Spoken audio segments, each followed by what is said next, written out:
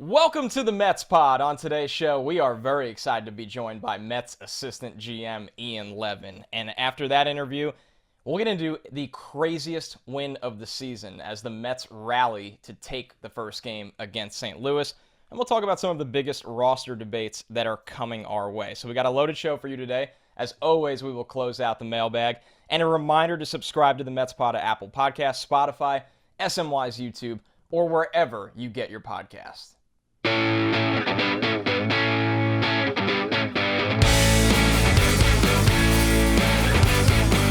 What's up, everybody? Welcome back to the Mets pod. And on today's show, Joe and I are very happy to be joined by Mets Assistant GM Ian Levin. Ian, how are you? We're really happy to have you here today. I'm doing great. Thanks for having me. Of course. Now, Ian, I would argue that you have one of the most interesting resumes in all of baseball right now, so we're really excited to dive in. We know you started out as a media relations intern in 2005, and you've handled an incredible amount of different roles with this franchise. So can you just tell us a little bit about your road to where you are now as assistant GM? It's been a long one and a lot of good times. I started out in media relations, working for actually Ethan Wilson, Shannon Ford, Jay Horowitz, and doing a bunch of different things there. And had the opportunity to jump over on the baseball side and turn there. And right time, right place, things opened up, and worked in amateur scouting and kind of worked my way in a number of different spots. So it's been a lot of fun learning from a lot of great people along the way. So every day and every couple of days you hear from Billy Eppler, you hear from Sandy Alderson, but guys like you, Ben Zosmer, Bryn Alderson, the assistant GMs behind the scenes, you don't really hear from so much. What are your day-to-day tasks? Like, what's the day-to-day for an assistant GM? Yeah, every day is a little different. And for myself or Bryn or Ben, different things for each of us, given our different kind of areas of expertise or focus. But for me, it's everything from our roster to player contracts to potentially available players, talking through our current game. I'm here in St. Louis right now with the team, so potentially traveling with the team and making sure things are operating well there. So it's kind of a little bit of everything, whatever comes up along the way, depending on what the calendar calls for. So we know you were a manager of baseball analytics back in 2013, and we have seen analytics grow in this game unlike anything else over the last decade since that role. How have you seen the usage and understanding of analytics change over that time? And do you think that scouts, coaches, and even players are finally starting to not only grasp analytics, but be a little bit more welcoming to them? As you said, it's really grown over the years, the amount of information. And for me, that's what it is. It's information, right? So yeah. Everyone uses whatever information they have available to them to make a decision or to develop a process. So now it's just more information that's being baked in. So you ask about, scouts or coaches, everyone is getting more and more comfortable with the additional information that's in. Everyone is trying to do their best to help the organization evaluate a player, develop a player. So the more information you can bake into that process, the better off you'll be. And with all of this new data, new information, we've brought in a number of people that can help us synthesize it into a form that allows us to make it into an actionable item. And I think it's really been good for our organization and good for the game as well, because it allows us to do more for our players. How much has that department grown since 2013 when you were obviously at the forefront of it, and now we've heard so much talk of investment into it? And it's not just the Mets, it's baseball as a whole, but how much has that department expanded? So from a personnel standpoint, people that are specifically working with the data, it's expanded significantly, because as more data comes in, we need more people that are more smart people that are able to help us figure out what to do with that information. But from a mindset standpoint, I think even back in 2013, everyone wanted to soak up as much information as possible. So all of our staff, they were open to utilizing it and finding a way to make it actionable. And just now, again, as more information, more people, it's just you're trying to get your hands around a lot more. So we've added more personnel that can help. We've heard about significant investment and growth in areas behind the scenes since Steve Cohen bought the franchise. Could you pull back the curtain a little and expand on what those are? Obviously, we just talked about analytics, and how has that helped you in your day-to-day tasks? Yeah, I think Steve's been great because he really believes in creating a positive culture, positive environment, and a winning environment for our people, our players, and our personnel. So the resources that we need in order to make ourselves into a championship franchise, he's been willing to and wants to invest in that. And he pushes us to continue to look for that and continue to grow and be as good as we can be as good as the organization can be. So he's been willing to try new ideas, new concepts, invest in different areas, personnel, technology, data, all those things that are going to help us put a better product on the field. So you've been here for a lot of different regimes, and I know it hasn't been long, but what stood out working with Billy Eppler in this short time so far?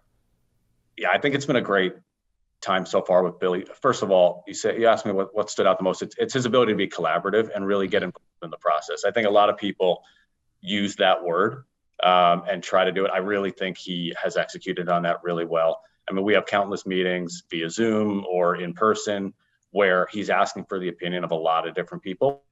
And it's because he really wants to hear it. He's really interested to hear what people have to say, and people feel comfortable being willing to provide that opinion or provide that information. So his ability to kind of bring people together and collaborate across different departments within baseball ops, I think has been the most effective thing. And that's really shown because I think we've been able to make good decisions and we have been able to build really strong processes because of that.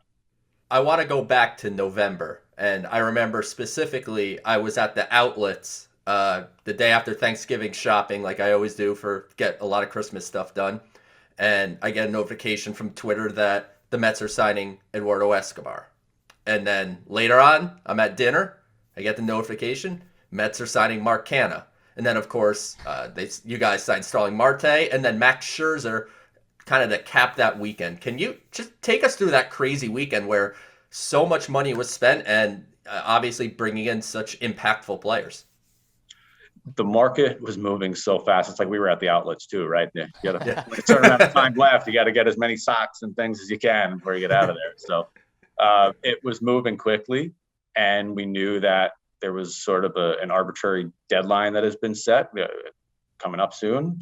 Thinking back to that, the lockout, we didn't know if it was going to happen or not, but everyone was acting as if it was going to, or the possibility existed. So the market was moving quickly, and we wanted to be a part of it. We knew what our expectations were this year. We had a plan going into it. Even though Billy had just come on board, we talked quickly about a plan and we tried to execute it. And it was a whirlwind of a couple of days. And I think things have turned out pretty well from that so far. We've seen crazy trade deadlines. We've seen crazy MLB off seasons, but was that the one that was the most rapid fire that you've ever been a part of, just because everybody knew the writing on the wall, what was going to happen at that certain time, that things were just moving 1,000 miles an hour? Yeah, it's kind of like the trade deadline where you do have a hard deadline, but there was much more action because you're dealing with many more players that are available, and the trade market was happening, although not too much happened in reality, but it was still existing. So there was a lot more potentially going on with a hard stop coming up, or presumed a hard stop coming up. And that was definitely a whirlwind of a couple days. Last thing for me, Ian. So far, obviously, Mets guys are off to a good start, first place. What's your early impressions of how the roster that you guys assembled in the offseason is kind of blending together here in this first month? I think the proof is in the pudding. And it's early, but the guys have been playing really well. I think we cover a lot of areas. Buck has a lot of opportunities to mix and match and put players in a position to succeed. And I think the guys have really come together, being around the team. They're really enjoying themselves, and they've got a good group together. And it shows on the field. Last night's game, there were a couple of mistakes, and we took advantage of them. And that's what good teams do. I think good teams play quality baseball where you minimize your own mistakes and you capitalize on your opponents. And I think that happened last night. So it's going to be a fun year. Mets Assistant GM Ian Levin. Ian, it's been great having you on. Thanks so much for joining us today. Thanks, guys. I really appreciate it. All right, great stuff from Ian. And a reminder, you are listening to the Mets Pod. Subscribe to the Mets Pod at Apple Podcast, Spotify, SNY's YouTube, or wherever you get your podcast. So, Joe, we heard it from Ian himself. A wild win for the New York Mets to kick things off in St. Louis. A ninth inning after a game where there was little to no offense. It was absolutely a pitcher's duel. There was little contact being made, hard contact being made. The ninth inning exploded on both sides. So let's get right into it. Joe, I'll kick things off and keep this simple. What was your favorite part about that wild ninth inning?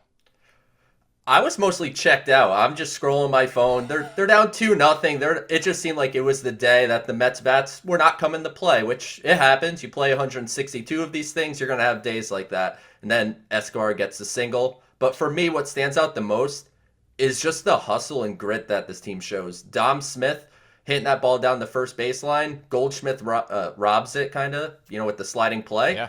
And it could have been very easy for Dom to not go 110 miles an hour out of the box, but he saw that Giovanni Gallegos was a little slow off the mound, and his hustle combined with Jeff McNeil's to just not stop running, and the aggressiveness from Joey Cora to send him. To me, seeing that hustle and grit, I think is just a good sign for what these Mets are going to be. Like, I think this is a team that just isn't going to quit. You're going to be in the ninth inning, you're going to be down. They're not going to give away games, and I think that's just a good sign for the rest of the season. Obviously, I don't think you're going to see comebacks like this far too often. It's a pretty rare thing that you saw, but when the Mets have 2 outs in the ninth, I'm going to do my best to not just scroll Twitter and not pay attention anymore. Yeah, I think for me, it's a couple things, right? I think it starts at the top with the manager and Buck, that this team is never too high, they're never too low. And when you're that even keeled, especially in April, let's be real, right? You don't want to be too high in April to kick things out of the gate where you get yourself in trouble and then you spiral and don't know how to rebound. With them, it feels like that creates no panic, right? They go down 2-0 in the ninth inning. They're on the road. They're playing a good team. They're obviously down to their final strike, essentially. And everything seems calm. There's not that situation, I'm going to strike out, or the contact from Canha, the contact from McNeil. Like you said, with Dom, who made good contact, and Goldschmidt just made a great play. But Dom said it, and McNeil said it. As soon as they saw the pitcher slow off the mound, it turned into 120 miles an hour. Dom's going to be safe at first, and McNeil said, I didn't even look at Cora. I just knew from this situation in college baseball over and over again that it's time to send it home. So I think it stands out to me in that aspect. And then the second thing, Joe, that I want to throw to you, this team is winning in a lot of different ways. We've seen them win with high offensive output. We've seen them steal runs with speed. We've seen them pitch extremely well, especially from the starting rotation specifically.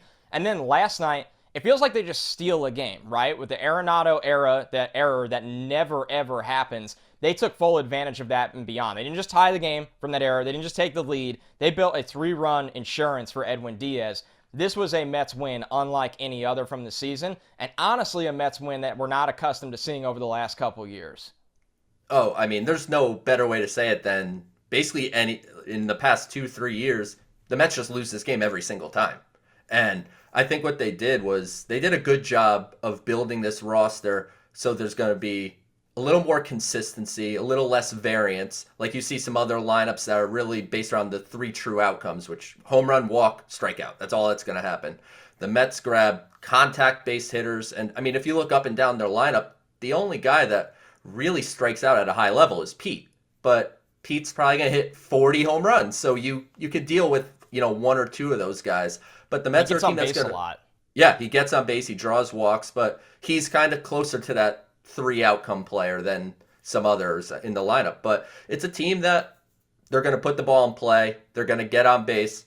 You make defenders make plays. I mean, at the end of the day, we look at these guys and, they're super athletes, but they're also human beings. Like you said, Nolan Arenado, multi-time Platinum Glove Award winner, basically never makes errors. He made one. It's going to happen. He's human. And the Mets just took absolute full advantage of it. And they're gonna be a tough team to handle. The starting pitching, like you said, strong, and just the way the offense is built, I think it's gonna be an annoying team to play. So let's talk about this offense and this roster specifically. As we know, roster decisions could be on the horizon, and that's going to happen with or without the roster shrinking, just for the fact that you're going to have some juggling of arms in this team. We've seen a lot of different lineups early on, which you can do in April. You can experiment. You could see what Robinson Cano has left in the tank. You can see how J.D. Davis and Dom Smith perform. Obviously, more often than not, that's going to be offensively. We know they use Dom at first. J.D. particularly is going to be a DH bench bat kind of player. So, Joe, as this roster starts to form and you start to solidify opinions about how you feel about it, what's something that stands out to you that we've had the experimental month in April, but we could start to see that change as things turn to May and eventually the long summer. Yeah, once we get to May 1st, the roster has to go from 28 to 26. So MLB and MLBPA agreed to have expanded rosters for April, given the short spring training and everything that happened coming out of the lockout. And, you know, you look at the pitching staff. It seems like on the bullpen side, you got Trevor Williams and Sean Reed-Foley that seemingly are kind of like the last guys in the bullpen. So I would guess that one of those would probably get designated for assignment because they're out of minor league options. My gut would say Sean Reed-Foley. He's kind of been a little less consistent historically, and I could see him being designated for assignment and maybe even clear waivers and get to go to AAA. But given the lack of minor league options there, it's going to make it for an interesting decision on, do you want to risk potentially just losing someone from the organization rather than, you know, setting down some optionable guys. And on the offensive side of the ball, I'm just going to say it. What are we doing with Robinson Cano here? I mean, like, to me, you know, I understand the locker room stuff. Seems like he's a good clubhouse leader. But when you watch him play, he's not running well. It doesn't look like the bat speed is there right now. You know, it's still early. There's obviously the opportunity for him to bounce back and play better. But to me, I can't imagine sending down a Luis Guillorme or a Travis Jankowski instead of Robinson Cano at this point. Am I crazy for thinking that? No, I mean, the numbers don't lie, right, Joe? I mean, we're at that point. And the eye test doesn't lie. I like that you brought up the eye test as well. We could sit here and pull up Baseball Reference and see that he's got 7 hits and 38 at-bats. You know, he is the Mendoza line is not treating him well right now. The fact is, beyond that, there's no pop. You said that, you know, what sticks out to me the most with the Mets this year, above all else, is the athleticism on the team that we're not accustomed to seeing. And that really starts with Starling Marte. But it's not just Starling Marte. Francisco Lindor, we know now that he's comfortable, you're seeing the athleticism really, really shine because he's getting on base all the time, and you can see what he could do on the bases in the field. Even Canha, right? I mean, this is an athletic team. Escobar, for his build, runs pretty well on the bases, all things can. It's just an athletic team out in the field, on the bases, and Cano right now, not surprisingly, at 39 years old, going on his way to 40 in October. There's no athleticism really left in that regard. At the plate, you nailed it with the bat speed. Every team is going now in the National League is going to try to maximize the offensive output with that DH spot, right? And I'm not saying the Mets have the golden answer at DH. That's why they're going through a lot of different players in that role. But I find it hard to believe that Dom Smith or J.D. Davis, or a platoon of each, which makes a lot of sense with the kind of hitters they are, and obviously batting from different sides of the plate, that you're telling me they can't offer more than Robinson Cano. Joe, how long does a loyalty aspect of this from the manager go to a veteran when he's just simply not performing? It can't go much longer. I mean, you're given the benefit of the doubt for a borderline Hall of Fame caliber player to kind of get out of it, but there's going to be a point in time where you need to just try to win baseball games. And he's throwing Cano in the lineup and batting him ahead of Jeff McNeil, who's been one of the hottest. Yeah, for me, it's all right. If you're going to put Cano in the lineup and try to work through his stuff and see if he could help out this lineup, it's got to be lower in the lineup when the guy is not really playing around the Mendoza line. And you look at his advanced metrics on Baseball Savant, granted small sample size. If you look there, there's a lot of blue, and blue is not good. So he's in the low percentiles on hard hit rate, exit velocity, barrel rate. He's just, early on, it just looks like a guy that doesn't have much left in the tank. And Mets have a lot of money tied into him for the next 2 years. So I don't know what level that will have an impact on the decision. Like, are they ready to eat the money right now come May 1st? Maybe the answer is no. Maybe they do temporarily option someone like Jankowski, give Cano a little more time. But if the Robinson Cano we're seeing right now is going to be the Robinson Cano for the season, there's no way that can make it through 162. Yeah, that'd be a tough sell with Jankowski, just because he fits into that mold of what I'm saying, of athletes on this team, running the bases. I thought he was going to score from first on McNeil's double in the 9th inning. That's how fast he was flying, and he might have if they sent him. Joey Greenlight Cora usually sends everybody all the time. Right? I was as shocked as you. I was like, this is a full send from Joey Greenlights. Let's get into the mailbag before we close the show today, because we got 2 questions that we're really excited about. The first one is from, I hope I said this right, Click. Says, not a question, but can we start putting some respect on Jeff McNeil's name? His offense has been great, but his defense in left field and second base has been awesome, at least by the eye test. It doesn't get talked about enough how unusual it is that a guy can play both positions very well, plus hit. Preach! This is the Mets pod way. We love Jeff McNeil. You're absolutely right. It's once again, this is the word of the show, the athleticism in left field. He's got range at second base. But the contact hitting, Joe, is back for Jeff McNeil. We're seeing hits to the opposite field. We're seeing him pull the ball down the line. I mean, we know he plays with fire. That's who Jeff is. That's how he's always going to be. Jeff McNeil has been one of the biggest bright spots on one of the best teams in baseball this year. And you and I have been hopeful for this bounce back for a long time. I believe it's here to stay. This was a great, we don't often do comments. We only do questions of the mailbag. This was a great comment. I definitely think Jeff McNeil is back. I mean, when you look at the way he's playing, he is the Jeff McNeil that like I said a couple weeks ago, he's like the most obvious bounce back candidate of all time. I mean, it's a guy that has hit over 300 for 2.5 years, if you count the shortened season as just half a season. And he had obviously a poor 2021. He was hurt. Yeah. It seemed like he was selling out for power. You're not seeing Jeff McNeil try to hit home runs right now. You're seeing the Jeff McNeil that's willing to just make contact, hit line drives, like you said, line to line. And on the defensive side of the ball, he's a guy that's always been average or above average everywhere he's played. Like, often when you hear guys are versatile, that typically means they're not really good at one spot. Yeah. So you play them everywhere because they're okay kind of everywhere. Jonathan VR? Yeah, there you go. VR is a great example. But Jeff McNeil's a guy that can genuinely play second. He can play third. He can play left. He can play right. And all of them to at least a league average level, which is a rare commodity, especially combined with his bat. So I'll say this. In the offseason, there was a lot of speculation about trading Jeff McNeil for pitching. Boy, do I think the Mets are happy that they did not make that decision. Yeah, I think so too. We're at the point where it kind of tied to our conversation about Robinson Cano, where, I mean, as good as McNeil has been in left field, we're almost at the point where he's the everyday second baseman. He's too good of a bat. He should be hitting higher in the order. It does lengthen the lineup, which is nice, as we saw last night. How many times does the bottom of the lineup bat against a really good closer, down 2 runs, and yes, an error helped, but they also got it done at the end of the day. So that goes to show you with the lineup lengthened, it's key. All right, second question of the mailbag here. Just a baseball meme from this question here. Who is your all-time favorite Mets prospect that never made it for whatever reason? Joe, I'm going to throw one at you first for me as a kid, and who could forget, because he came up with a loud bang.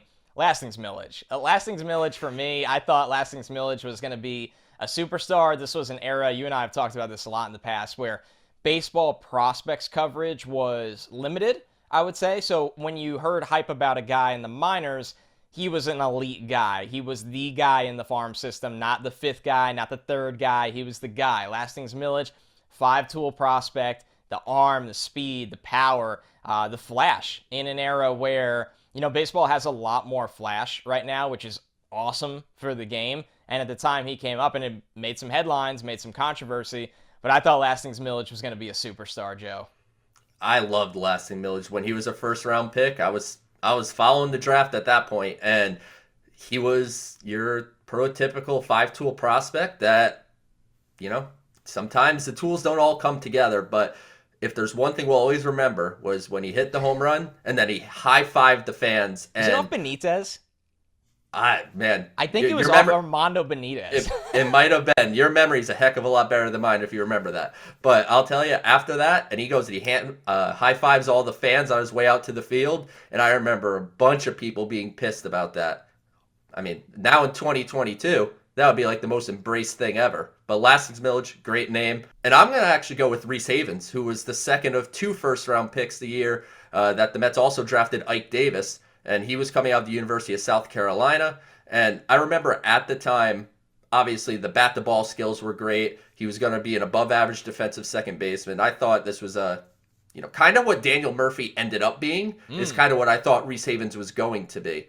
And I remember specifically during that draft process, the Red Sox, who picked 2 or 3 picks after the Mets, were very interested in Havens. And at the time, the Red Sox were kind of the cream of the crop of developing players. And I remember being like, the Red Sox want him and the Mets took him? This is awesome. And obviously injuries played a huge role. And, he was injured a bit in college, so there was some risks there. But he got hurt a lot in his minor league career, and obviously it never panned out. But that's the fun in MLB draft. You see these guys, you assess them based on their skill sets, but you have no idea if 2 years from now they're going to be a superstar, or you just won't ever hear their name ever again after they're drafted. I mean, look at Jacob deGrom, look at Tyler McGill. I was just going to say, look at McGill, 8th round pick out of nowhere. Like my DeGrom story, when he was in Double-A Binghamton, I remember watching him throw, and he was 91 to 93. He would touch 94 on occasion. And I remember sitting with scouts, and they're like, yeah, just throw DeGrom in the bullpen, and you'll add a couple ticks to his velocity. Maybe he's 95, 96 out of the pen, and you have a useful piece out of the 9th round of the draft. So I think it's fun to follow that, and you definitely get examples of guys that come out of nowhere. And like you said, I think Tyler McGill is the next one that the Mets just found something. Yeah, I think so too. And I think it goes to show you in baseball, especially with pitching, the development of guys age-wise is just all over the place. And where it makes you question a little bit, drafting high school arms is really fascinating. Some guys are so advanced that there obviously is a science to it. And Joe, we are going to talk about draft down the road at the show, and that'll be a deeper conversation. But pitching development is all over the place. As you see guys finding an uptick in velocity later on in their careers, it's truly, truly wild. A reminder to everybody, subscribe to the Mets Pod at Apple Podcasts, Spotify. You can listen, watch on SNY's YouTube, or wherever you get your podcast. Thanks so much for tuning in. We'll catch you next week.